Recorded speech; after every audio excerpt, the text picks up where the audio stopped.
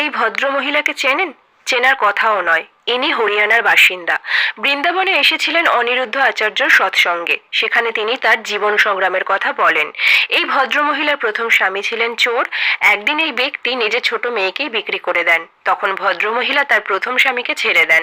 আত্মীয়রা কেউ তাকে আশ্রয় দেয়নি। তাদের শর্ত ছিল বাচ্চাগুলোকে অনাথ আশ্রমে রেখে এলে তবেই তারা ভদ্রমহিলাকে আশ্রয় দেবেন। শুরু হলো তিনটি ছোট ছোট কন্যা সন্তানকে নিয়ে তার লড়াই। ফ্যাক্টরিতে কাজ করে ঘর ভাড়া নিয়ে তিনি তার 3 মেয়েকে মানুষ করতে থাকেন। এর কিছু বছর পর তিনি আত্মীয়র মধ্যেই দ্বিতীয় বিবাহ করেন। শর্ত ছিল একটাই, তার 3 মেয়েকে মেনে নিতে হবে, তবেই তিনি বিয়ে করবেন। ভদ্রমহিলার দ্বিতীয় স্বামী ছিলেন ওনার থেকে 30 বছরের বড়। বিয়ের কিছু বছর পর তিনি জানতে পারেন তার স্বামীর 16 লাখ টাকার ঋণ রয়েছে। এই সময় ভদ্রমহিলা নিজের ব্যবসা শুরু করেন। ব্যবসা করে তিনি তার স্বামীর সমস্ত ঋণ পরিশোধ করেন এবং একটি বাড়ি তৈরি করেন। কিন্তু এর কিছু বছর পরে তার দ্বিতীয় স্বামীও তার মেয়েদের অস্বীকার করেন এবং তাদের সাথে ভুল আচরণ করতে শুরু করেন।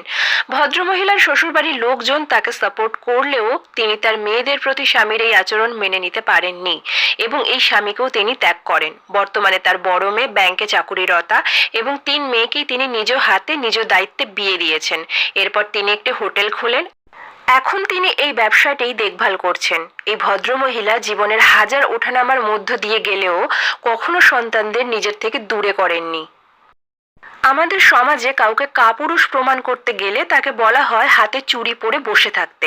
এই বাক্যটির বিশ্লেষণ করলে এর অর্থ দাঁড়ায় চুড়ি একমাত্র মহিলারাই পরেন আর মহিলারা দুর্বল, অর্থাৎ পুরুষদের থেকে নিচে তাদের অবস্থান।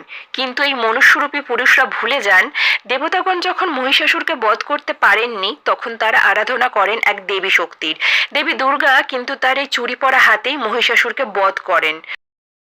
অপারেশন সিন্দুরও পরিচালনা করেছিলেন 3 জন নারী। আসলে পুরুষরা নারী শক্তিকে স্বীকৃতি দিতে ভয় পায়, কারণ তারা খুব ভালো করেই জানেন নারী শক্তির কাছে তারা কতটা তুচ্ছ। নারীরা যাতে নিজেদের শক্তিকে চিনতে না পারে তার প্রচেষ্টা চলেছিল সেই আদি যুগ থেকেই। অশিক্ষিত করে রাখা, জ্যান্ত পুড়িয়ে মারা, সতীদাহ প্রথা বন্ধ হওয়ার পরে বাল্য বিধবাদের সাদা কাপড়ে মুড়ে একবেলা খাইয়ে ক্ষুধার্ত রাখা, আর না হলে প্রত্যেক বছর একটা করে বাচ্চার জন্ম দেওয়া, রান্নাঘরে আর সংসারের যাতা করলে তাদের বন্দি করে রাখা। এই সব কিছুর মাঝে সময় কোথায় পেত যে নারীরা নিজেদের আবিষ্কার করবে? যুগ বদলেছে, কিন্তু সমাজের বেশিরভাগ পুরুষদের নারীদের প্রতি দৃষ্টিভঙ্গি এখনো বদলায়নি।